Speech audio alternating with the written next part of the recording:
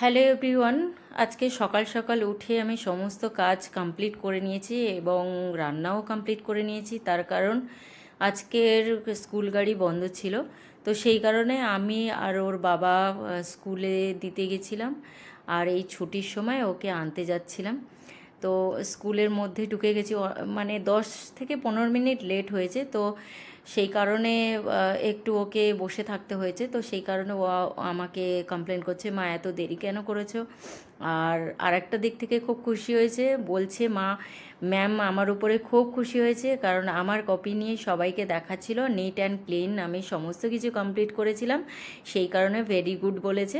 তো বিভিন্ন ধরনের ওর গল্প শুরু হয়ে গেছিলো স্কুল থেকে বেরিয়ে। তো তারপরে সারপ্রাইজড হয়ে গেছিলো ওর বাবাকে দেখে, কারণ এই মানে বাবা সাধারণত আসে না। তো আজকে ও গাড়ি করে বাবা নিয়ে যাবে বলে চলে এসেছিলো, তো সেই কারণে ও ভীষণ খুশি হয়েছিল। তো ওখান থেকে আমরা বেরিয়ে গেছিলাম স্কুল থেকে বাড়ি ফিরেই।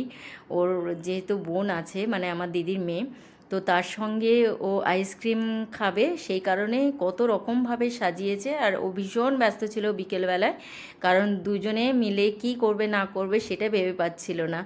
তো এই করে সারা বিকেলটা কেটে গেল। তারপর সন্ধেবেলা একটু পড়াশোনা করে নিয়েছিল, আর রাতের খাবার করতে চলে এসেছিলাম, কারণ তারপরের দিনও আবার স্কুল ছিল আর এমসিকিউ এক্সাম ছিল, সেই কারণে করে নিয়েছিলাম। তো